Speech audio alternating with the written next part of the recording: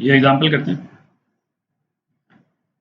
2 circular loop दे रखे है ना, और कोएक्सियली रखा हुआ है इनको। एक सर्कुलर लूप का रेडियस जो है वो 0.3 है और दूसरे वाले का रेडियस जो है 20 सेंटीमीटर है। तो इसके रेडियस को मैं ए बोल देता हूँ, है ना, क्योंकि शुरू में अपन वेरिएबल्स के टर्म्स में निकालेंगे एक्सप्रेशंस, और इसके रेडियस को आर बोल देते हैं। अच्छा, दोनों में डिस्टेंस जो है वो 15 सेंटीमीटर है, ठीक है। तो इसको मैं एक्स बोल देता हूँ। एक्स क्या बोलता है, यदि 2 एम्पियर का करंट फ्लो कर रहा है स्मॉलर लूप में, मतलब इसमें 2 एम्पियर करंट फ्लो कर रहा है, ठीक है, आई, तो फ्लक्स जो है वो बिगर लूप में क्या होगा, ये हमको निकालना। अच्छा, इसको मैं कॉइल 1 बोल देता हूँ और इसको कॉइल 2 बोल देते हैं। कॉइल 1 यहाँ लिख देते हैं। तो प्रीवियस एग्जाम्पल में जो अपन ने प्रॉब्लम की थी, है ना, बिल्कुल एग्जैक्टली सिमिलर इशू है यहाँ पे भी।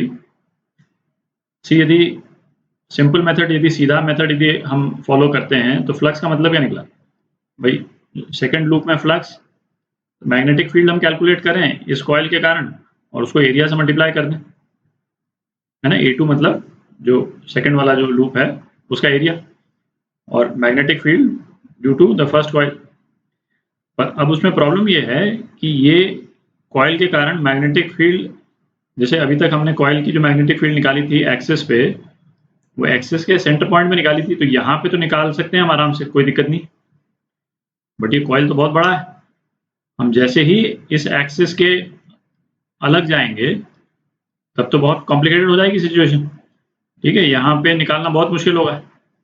अच्छा, लाइन में निकालना तो मुश्किल है ही, और फिर उसके बाद में ये तो पूरा सर्कल है, ठीक है, सर्कल में बाकी पॉइंट्स में निकालना, है ना, बहुत ज़्यादा प्रॉब्लमेटिक है।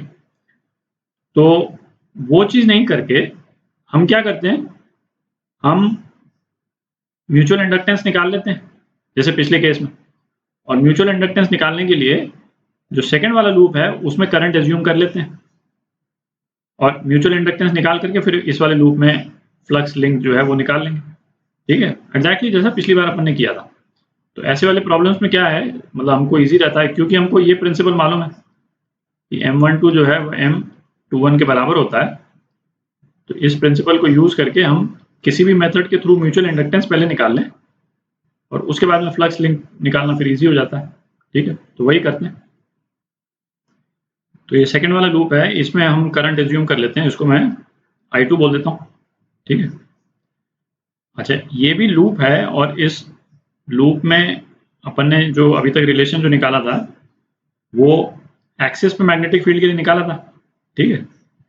पर इसमें हम ये एजम्पशन कर सकते हैं जो पिछले एग्जाम्पल में हम नहीं कर पाए थे, क्योंकि डिलिबरेटली इसका आप रेडियस देखें बहुत छोटा है ना, 0.3 जो है वो ऑब्वियसली 20 सेंटीमीटर से, है ना, काफी ज्यादा छोटा है, ठीक है। तो इस पूरे सरफेस पे हम ये एज्यूम कर सकते हैं कि मैग्नेटिक फील्ड जो है वो यूनिफॉर्म होगी। हम उल्टा ये एज्यूम नहीं कर सकते थे, इसकी मैग्नेटिक फील्ड यहाँ पे यूनिफॉर्म होगी, ये एज्यूम करना मुश्किल था, पर इसकी मैग्नेटिक फील्ड इस पे यूनिफॉर्म होगी, है ना, ये हम एज्यूम कर सकते हैं। तो हम ऐसा करते हैं, इसका जो सेंटर पॉइंट है उसी पे मैग्नेटिक फील्ड निकाल लेते हैं, पॉइंट P पे, ठीक है। तो ये मैग्नेटिक फील्ड क्या होती थी, वेरिएबल के टर्म पे यदि हम लिखें तो μ0I upon 2 R² upon x² plus R²। ये तो अपन डिराइव कर चुके हैं पहले, है ना, दोबारा डिराइव करने की जरूरत नहीं। जब अपन ने मैग्नेटिक फील्ड किया था तो, है ना, एक्सिस ऑफ सर्कुलर कॉइल, उस पर मैग्नेटिक फील्ड जो है वो ये आती थी, ठीक है। तो म्यूचुअल इंडक्टेंस निकालते हैं। तो mutual inductance of coil 1 due to current in coil 2, ना, इसको मैं लिख ही देता हूँ, क्योंकि आप भी जब लिखा करें ना इस तरह से अपने आप में बोल करके लिखें तो क्लैरिटी रहती है। म्यूचुअल इंडक्टेंस ऑफ कॉइल 1 दो तरह से बोलते हैं, विथ रिस्पेक्ट टू कॉइल 2, और या फिर due to current in coil 2, ठीक है। डिलिबरेटली लिख रहा हूं ताकि आप भी जब भी इसको, इस एक्सप्रेशन को यूज करें, मन में बोल करके लिखेंगे तो ज्यादा अच्छा रहेगा, ठीक है। तो ये कितना होता है, number of coils in coil 1 into flux passing through coil 1 upon I2.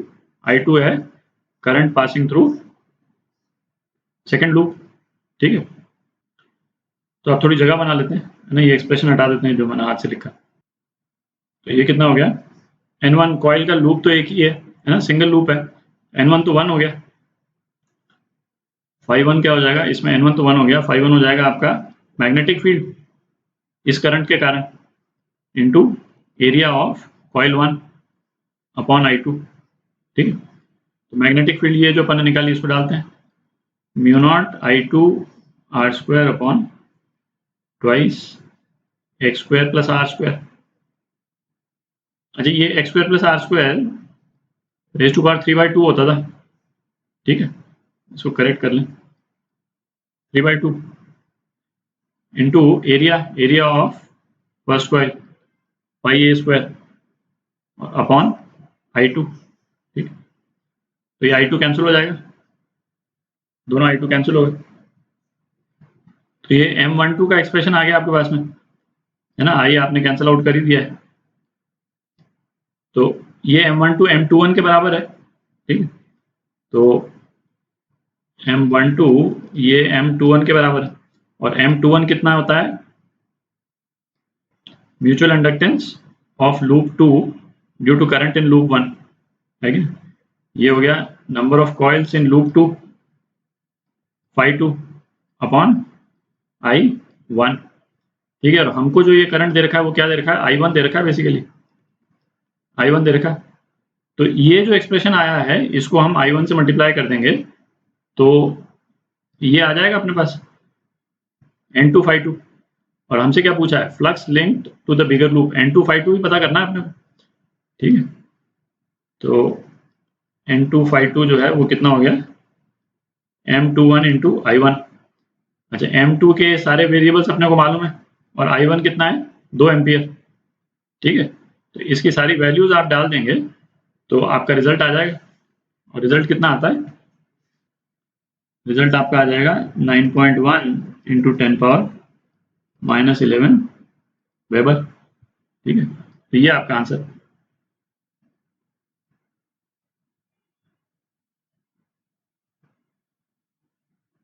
ठीक है, भाई M21 तो M12 के बराबर है, ये एक्सप्रेशन निकल ही गया, आप सारी वैल्यूज डाल दें, I1 से मल्टीप्लाई जरूर कर दीजिएगा, है ना, 2 एम्पियर, तो ये रिजल्ट आ जाएगा आपका।